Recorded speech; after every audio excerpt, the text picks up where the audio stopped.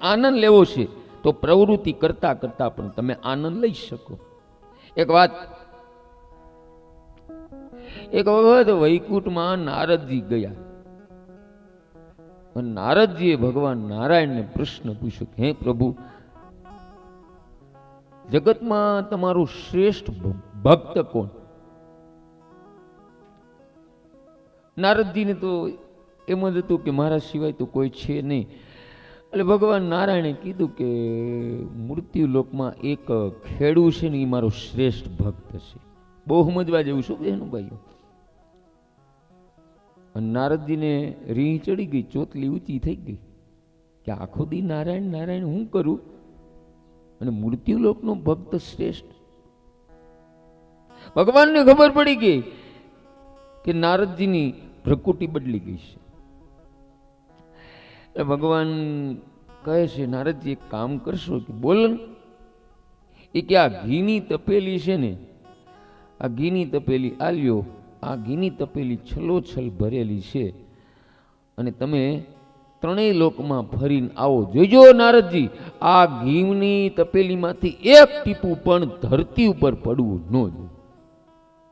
નારદજી કે એમાં શું? ગયા નારદજી ઘીની તપેલી લાય અને ત્રણેય લોકમાં બહેનો ભાઈઓ ફરીને વૈકુંઠમાં આવ્યા અને ભગવાનને કહ્યો લ્યો આ તમારું ઘી, જોખવું હોય તો જોખી લ્યો, એક ટીપું પણ મેં હેઠું પડવા નથી દીધું. પછી ભગવાન નારાયણે પૂછ્યું કે હે નારદ, તે સ્મરણ કર્યું, ભજન કર્યું, નામ જપ કર્યો? હું નામ જપ કરું? એક તો તમે મને આવડી મોટી ઘીની જવાબદારી સોંપી દીધી અને આમાંથી એક ટીપું પડે તો તમારા નિયમનો ભંગ થાય. ત્યારે ભગવાન નારાયણ કહે છે કે નારદ, મેં કીધું કે મૃત્યુ લોકનો ખેડૂ મને અતિ પ્રિય છે, શ્રેષ્ઠ છે ભક્ત. કારણ કે મૃત્યુ લોકનો ખેડૂ ખેતી કરતો જાય, દાણા વાવતો જાય અને સમરણ કરતો જાય છે. બહેનો ભાઈઓ, આ પ્રસંગ પરથી આપણે એ લેવાનું છે કે તમે પ્રવૃત્તિ કરતા જાઓ, હરિનામ લેતા જાઓ. એ પણ એક ભક્તિ છે. એવું નથી કે મંદિરમાં બેહીને જ ભક્તિ કરવી. હાલતા ચાલતા કામ કરતા કરતા બધા ભક્તિ કરી શકો છો. બીજું આપણે કઈ બહુ અંદર ન જઈ શકીએ બહેનો ભાઈઓ. હા, એ તમને કહી દઉં. નતર એક ખેડૂને બહેનો ભાઈઓ બે દીકરી હતી. એક દીકરી કુંભારને ત્યાં પરણાવેલી, બીજી દીકરી ખેડૂતને ત્યાં. આ ખેડૂત બાપ ખેડૂતને ત્યાં પરણાવેલી ત્યાં ગયા અને કુશળ મંગળ પૂછ્યા, કેમ છો બેટા? ખેડૂત દીકરીને ત્યાં દીકરી હતી કે બાપુ આમ તો મજામાં શું, ખેતીની બધી મેં તૈયારી કરી નાખી છે, વાવણીનો સમય છે, જો બાપુ વરસાદ આવે ને તો લીલા લેર છે. પછી આ ખેડૂત બાપ જ્યાં કુંભારની ત્યાં પરણાવેલી એને જઈને પૂછે છે, કેમ છો બેટા? આ દીકરી કહે છે કે બાપુ માટીના વાસણ તૈયાર રાખ્યા છે, ભઠ્ઠીએ ચડાવ્યા છે, જો બાપુ એકવાર હમણાં વરસાદ ન આવે તો લીલા લેર છે. હું તો ભગવાનને કહું છું કે હમણાં વરસાદ આપતા નહીં. કહેવાનો ભાવાર્થ એ છે, આ બાપ દીકરીની કથા નથી, આ મારી અને તમારી કથા છે. આ બે દીકરી એક સાથે ન રહી શકે. એકને દુઃખ થાય તો બીજીને સુખ થાય.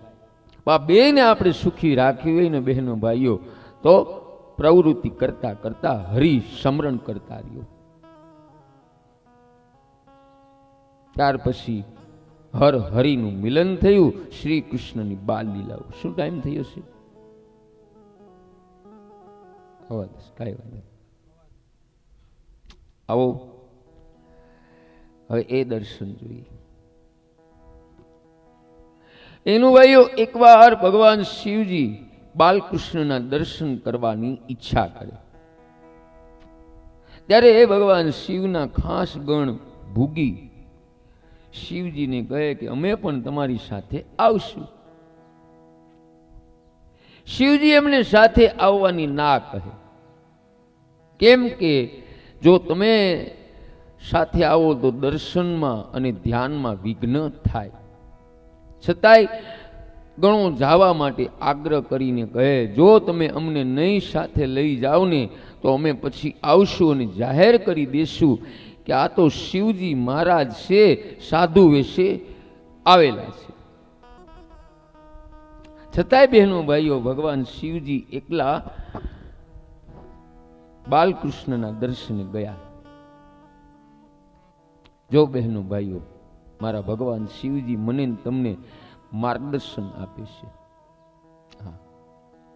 કે તમે બધા કથામાં, સત્સંગમાં કીર્તન કરો ત્યારે બધાએ ભક્તો ભેગા થાવની બહુ સારું.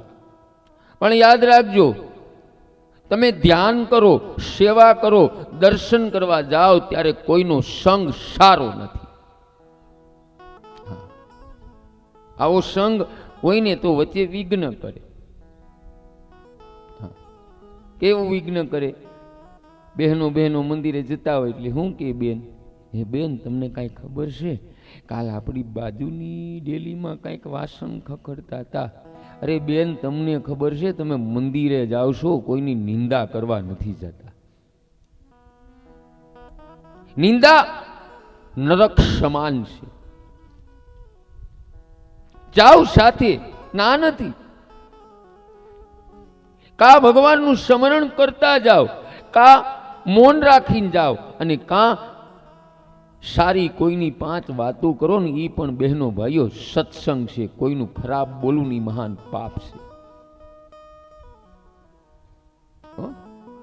માટે દર્શન કરવા, ધ્યાન કરો અને મંદિરે જાઓ. ખાસ ધ્યાન રાખજો, કોઈનો સંગ હારો નથી. હવે ભગવાન શિવજી સાધુ વેશે ગોકુળમાં પધારે. યશોદામાનો નિયમ કે દરરોજ સાધુ બ્રાહ્મણને ભિક્ષા આપે. સાધુ વેશે પધારેલા શિવજી પાસે દાસી આવે અને દાસી કહે, મહારાજ, આ ભિક્ષા યશોદાજીએ મોકલાવેલી છે, ભિક્ષાનો સ્વીકાર કરી લાલાને આશીર્વાદ આપો. ત્યારે શિવજી મહારાજ કહે, મારે તમારું કાંઈ જોતું નથી, માત્ર મને બાલકૃષ્ણના દર્શન કરાવો. જો બહેનો ભાઈઓ, સાધુ કે સંતોની પરીક્ષા જાતિ ઉપર કે વેશ ઉપર નથી થતી. એ સંતોની પરીક્ષા આંખ ઉપર અને મનોવૃત્તિ ઉપરથી થાય. એ બ્રહ્મ જ્ઞાન સુલભ, એટલે બ્રહ્મ જ્ઞાન અત્યારે બધાયને છે. બ્રહ્મ જ્ઞાનની વાતો કરનારા દુનિયાના છે, પણ બ્રહ્મ દ્રષ્ટિ રાખનાર પ્રત્યેકમાં અને બ્રહ્મ દર્શન કરનારા સંતો અને સાધુ બહુ એટલે બહુ ઓછા છે. હશે કરોડોમાં એકાદો બજરંગદાસ બાપા જેવા, જલારામ બાપુ જેવા, દેવીદાસ બાપુ જેવા, શામજી બાપુ જેવા, દેવાયત પંડિત જેવા. આ કોક હોય કરોડોમાં. હવે યશોદાએ ડોક્યું કરીને બહાર જોયું કે આ કોણ આવ્યું છે. જોયું તો સાધુ મહારાજે માથે જટા ધારણ કરેલી, આંખ અડધી ખુલી, વાઘંબરનું ચામડું પહેરેલ, ગળામાં નાગદાદા બિરાજમાન. અને યશોદાને મનમાં થાય કે આ તો સાક્ષાત ભગવાન શિવજી આવ્યા લાગે છે. યશોદાજી કહે, સાધુ મહારાજ, મારા લાલાને તો બહાર નહીં કાઢું. સાધુ પૂછે, કેમ? યશોદાજી કહે કે આપના ગળામાં જીવતા સર્પ જોઈ મારો લાલો બીકને લીધે રડવા લાગે. ત્યારે શિવજી મહારાજ કહે, મૈયા, તારા લાલાને કોઈનો ડરે ન લાગે અને કોઈની બીક પણ ન લાગે. તારો લાલો કાળનો પણ કાળ છે. પણ યશોદામાનું મન માનતું નથી. મહારાજ, આવી જીદ ન કરો, હું મારા લાલાને બહાર નહીં કાઢું. ત્યારે શિવજી કહે, મૈયા, જ્યાં સુધી તારા લાલાને મને દર્શન નહીં કરાવ, હું અહીંયા 4 વર્ષ બેઠો રહીશ, અંજળનો ત્યાગ કરું છું. આમ કહી ધરતી ઉપર આસન લગાડ્યું અને ભગવાન શિવજી ધીમા સાદે કૃષ્ણ મંત્રનો જપ કરવા લાગ્યા. આ બાજુ બાલકૃષ્ણને ખબર પડી કે શિવજી દર્શન અર્થે આવેલા, પણ મા મને બહાર કાઢતી નથી. એટલે લાલાએ લીલા કરી. લાલો જોર જોરથી રડવા લાગ્યો. કેમે કરીને શાંત નથી રહેતો. હવે લાલાની નજર આગળ ઘણી ઘણી રમકડાની વસ્તુ મૂકે છે, પણ લાલો શાંત નથી પડતો. હવે ગોકુળમાં સર્વે ગોપીઓને જાણ થઈ કે સાધુ મહારાજ પધાર્યા. એટલે બધી ગોપીઓ બહેનો ભાઈઓ દોડતી દોડતી યશોદામાના આંગણે આવે છે. જો આપણે પેલા નિયમ હતો બહેનો કે ગામમાં ક્યાંય સાધુ સંત આવ્યા હોય ને કોઈને ઘરે, તો આખું ગામ એના ઘરે દર્શન કરવા જાય. અત્યારે એ નિયમ બહુ સરસ થઈ ગયો છે. હા, બહુ સરસ. કેવી રીતે? હવે તો ગામમાં પાદરમાં સાધુ આવ્યા ને ત્યાં ડેલા બંધ થવા મળે છે. હા, બોલો, આવો નિયમ થઈ ગયા છે. શેરી ગલીમાં નીકળાય ને તો ડેલી કે હાલો હાલો બંધ કરતી બંધ કરતી.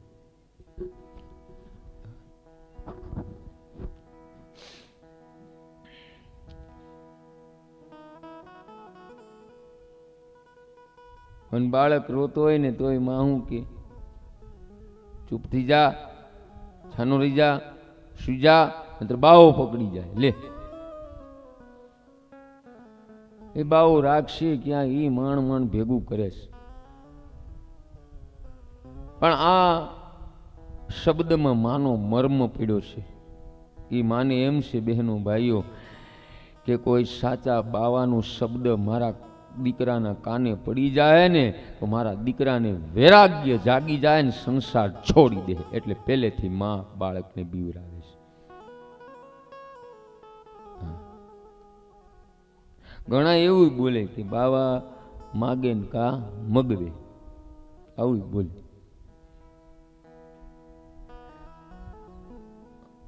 અમને કે ગણા, અમને દુઃખ ન લાગે. આમ મને હનુમાનજી આ બધા ભાવ અર્થો બતાવે એટલે આપણે દુઃખ નથી લાગતું. એમાંય મર્મ પડ્યો અરવિંદભાઈ. બાવા માગે ને કા મગવે ની વાત સાચી, 100% સાચી. પણ બાવા મગવે પરમાત્મા પાસે માગતા શીખવાડે, આ સંસાર પાસે માગતા નો શીખવાડે. આને સાચો બાવો કહેવાય. એ માગવું હોય તો પરમાત્મા પાસે માગ, આ સંસાર પાસે નહીં. હવે ગોપીઓ દોડતી દોડતી આવી.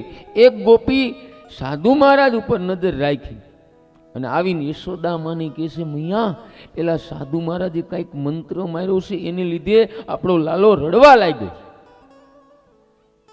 યશોદા ગભરાણા અને સાંદીપની ઋષિને બોલાવ્યા. સાંદીપની ઋષિ આવ્યા અને ઋષિ આવીને બધું સમજી ગયા.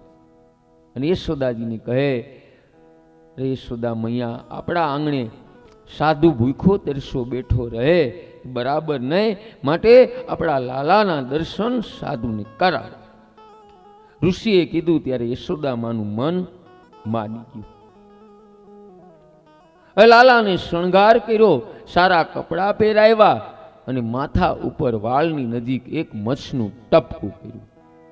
પછી યશોદા દાસીને કહે, આલે જા, આપણા લાલાને પેલા સાધુ મહારાજ પાસે લઈને જા, જોજે આગી રહેજે, સાધુ કામ અણગારા હોય.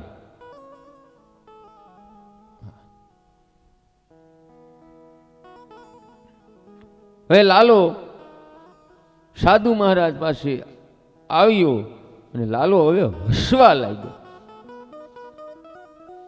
અરે યશોદામાને થયું કે આ સાધુ મહારાજની નજરમાં કાંઈક જાદુ છે. એટલે યશોદામાં કહે, હે મહારાજ, તમે કાંઈ જ્યોતિષ બોતિષ જાણો છો? ભગવાન શિવજી કહે, મૈયા મારો મુખ્ય ધંધો જ ઈ છે અને મારું ઘરનું ગુજરાન એમાં જ ચાલે છે અને મારો પરિવાર બહુ મોટો છે. અને તમારા માતાજી વાહનમાં વાઘ રાખે, મારો નાનો દીકરો ઉંદર રાખે, મોટો દીકરો મોર રાખે, અને હું જો આ બળદદેવ ને નાગદેવ ને બધું હારો હાર ફેરવું છું. શું કરું? હારે હાર છે.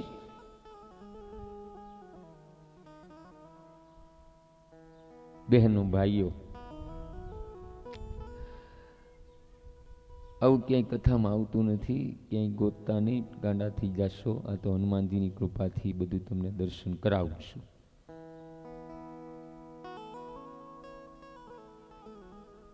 પરિવાર હોય ને બહેનો ભાઈઓ, એમાં અનેક સભ્ય હોય છે. હા, વાઘને અને બળદને કોઈ દી જામે ખરા? હે, નાગને ઉંદરને જામે? પણ આમાંથી ભાવરથી આપણે કાઢવાનો કે પરિવારમાં અનેક સભ્ય હોય છે. કોઈનો સ્વભાવ વાઘ જેવો હોય છે, એટલે હિંસા જ કરવી. પરિવારમાં કોઈનો સ્વભાવ બળદ જેવો હોય કે મહેનત કરી અને આખા પરિવારનું ગુજરાન કરતો હોય. અને પરિવારમાં કોઈનો સ્વભાવ ઉંદર જેવો હોય, કોઈ તીરે જ રાખે, કોઈ તીરે જ રાખે. પરિવારમાં કોઈનો સ્વભાવ મોર જેવો હોય, એટલે મોરમાં કામ નથી, નિષ્કામ હોય. અને પરિવારમાં કોઈનો સ્વભાવ નાગના ઝેર જેવો હોય, એટલે મુખમાંથી બોલે ને એટલે આખા ઘરમાં ઝઘડા થાય, ઝેર ઓકે, કડવી વાણી જ બોલે. આમ પરિવારમાં અલગ અલગ બધાના સ્વભાવ હોય. પણ યાદ રાખજો, કથા સાંભળીને, એ પરિવારના બે મોભી, ઘરનો મોભી ભગવાન શંકર જેવો સહન શક્તિ વાળા હોય, અને ઘરની સ્ત્રી માં જગદંબા દેવી સહન શક્તિ વાળી હોય ને બહેનો ભાઈઓ, તો આ પરિવાર હો વર્ષ સુધી ભેગા હાલે છે. હાલતા પેલા નો હાલતા. એ મંદિરે જાવ ને તો આ કાંઈક આપણે દર્શન કરવાનું છે બહેનો ભાઈઓ. જલની લોટી ચડાવીને આવતું નથી રહેવાનું, ફૂલ અને ચોખાની ઢગલીઓ કરીને આવતું નથી રહેવાનું. કંઈક જોવો મંદિરમાં શું છે. આ બધું ભગવાને હું કામ રાખ્યું છે? ભગવાન એમ કે છે તમે બધા સંપીને રહ્યો, એક થઈને રહ્યો. આ રામ દરબારમાં તમે દર્શન કરો છો, રામ દરબારમાં પણ ભાવ બતાવ્યો છે. રામજી અને સીતાજી સિંહાસન ઉપર બિરાજમાન છે. ભરતજી, લક્ષ્મણજી, શત્રુઘ્નજી એના મોટા ભાઈની સેવામાં ખડા પગે ઊભા છે. આ રામ દરબાર કહે છે.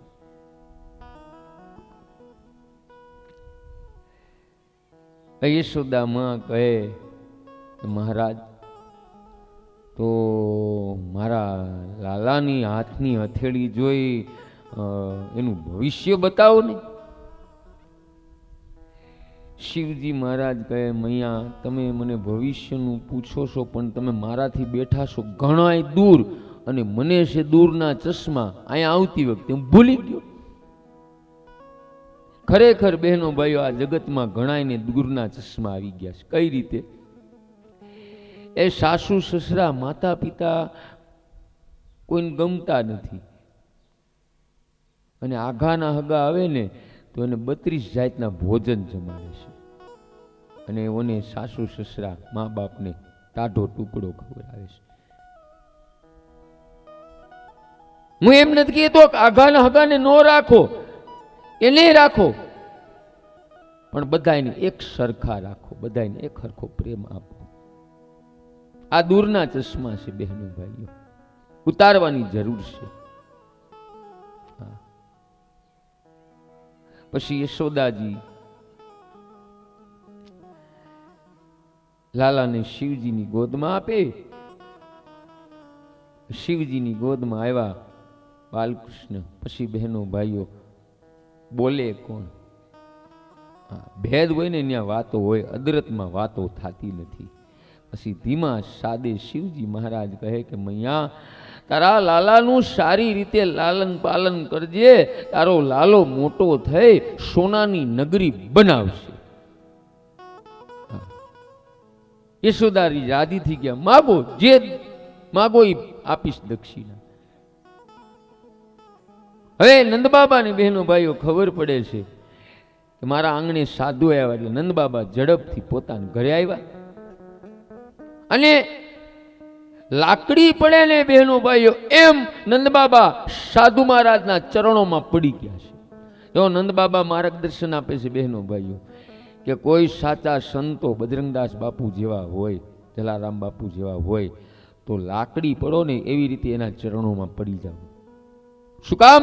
પછી તમે ઉઠવા જાઓ એટલે તમારા તમામ દુઃખ સંતોના ચરણોમાં રહેશે અને તમને પૂર્ણ આશીર્વાદ આપે છે, સુખ, શાંતિ, આનંદ ને પ્રેમ અને લાંબા આયુષ્યના થાવ.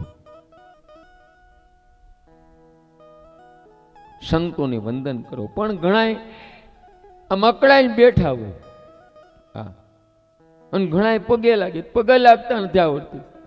ક્યાં પગે લાગે? ગોઠણે લાગે. ગોઠણમાં વાસ છે, જા લઈ જા, લઈ જા. હંમેશા માતા પિતાને વડીલોને ચરણમાં પગે લાગો. આખા શરીરનો વજન ચરણ ઉપાડે છે, ગોઠણ નથી ઉપાડતું. ચરણ છે એ તીરથ છે. સાધુ સંતોને મા બાપને ચરણમાં રોજ પગે લાગો.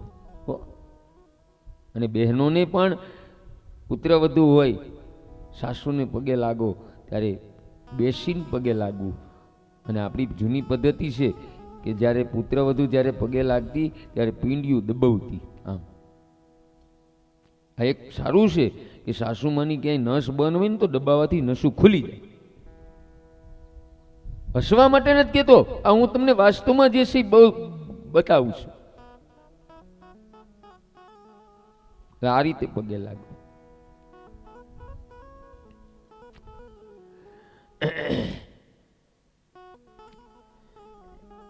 પછી સાધુ વેશે આવેલા શિવજી કૈલાસ ભણી ઉપડી જાય છે.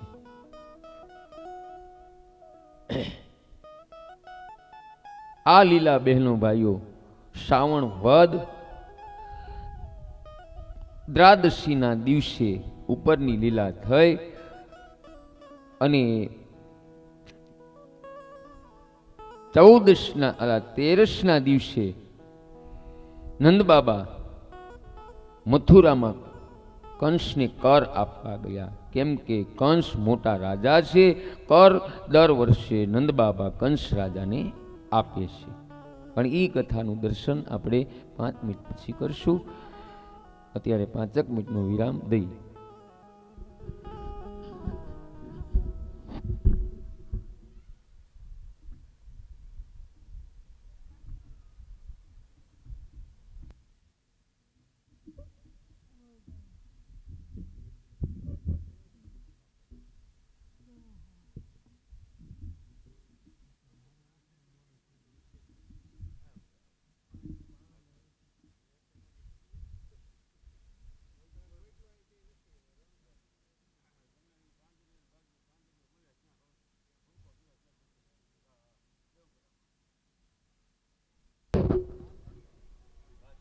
એ સાંભળો બહેનો, 1 મિનિટ બેસી જાઓ. 2 મિનિટ બેસો, 2 મિનિટ બેસો. તમને અગત્યનું બપોરની કથા આવી કહી દો. આજ બપોર પછી ભગવાન શ્રી કૃષ્ણ ગોવર્ધન ભગવાનનું પૂજન કરશે. તો આપણે પણ અહીંયા ગોવર્ધન ભગવાનનું પૂજન કરવાનું છે. આપણે અહીંયા ગોવર્ધન ભગવાનની પ્રતિમા બનાવવાની છે. એટલે અન્નકોટ પણ ધરવાનો છે. તો ઘરે ઘરેથી બધાને તમારા પિતૃને જે વાનગી અન્નમાં પ્રિય હોય એ વાનગી તમારા જાતે ઘરે બનાવવાની છે. બરાબર? અને આપણે ગોવર્ધન ભગવાન જે બનાવવાના છે એ ઘઉંના બનાવવાના છે. એટલે ઘરે ઘરેથી બધાને યથાશક્તિ પ્રમાણે જેટલા પહોંચો એટલા ઘઉં લાવવાના છે.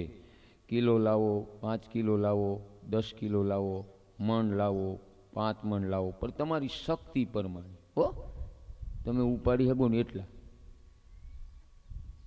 પછી અહીંયા આવો ને તમે હા સડી જાય, પાણી પાવાળું કોઈ હોય નહીં. એટલે આ વસ્તુ તમારે બધાને કરવાની. પણ બધાને એક પ્રાર્થના કરી દઉં, કથા બપોરે વિરામ લે અને તમે જમી કારવીને આવો, તરત 1-1.5 વાગે આવી જવાનું. અહીંયા 4 વાગ્યા પહેલાં એ બધુંય વ્યવસ્થિત અન્નકોટ ગોવર્ધન ભગવાન અહીંયા તમારી ગોઠવણી થઈ જાય. પછી ચાલુ કથાએ તમે અન્નકોટ ધરશો તો હું કથાને બંધ કરી દઈશ. હું એમ કહીશ તમે પહેલાં તમારું કાર્ય કરો, પછી હું કથા કરીશ. બરાબર? અને બધાને અલગ અલગ વાનગી ઘરેથી બનાવવાની છે. ખાસ તાંદળિયાની ભાજી બનાવજો અને કાચી કઢી.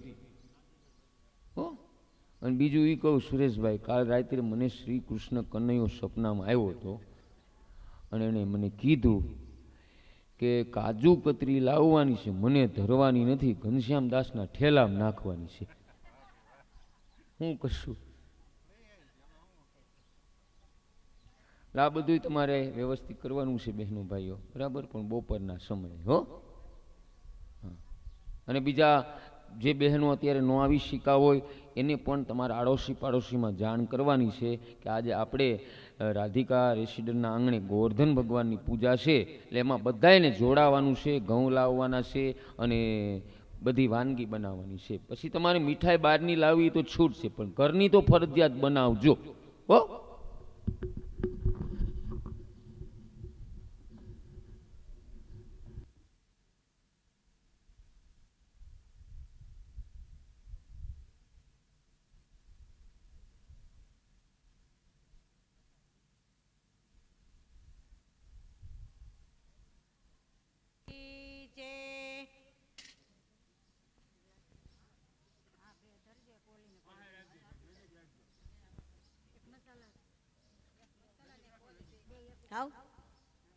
કૃષ્ણ કનૈયા લાલ કી છે, ગિરિરાજ ધરણ કી છે, શ્રીમદ ભાગવત ભગવાન કી છે.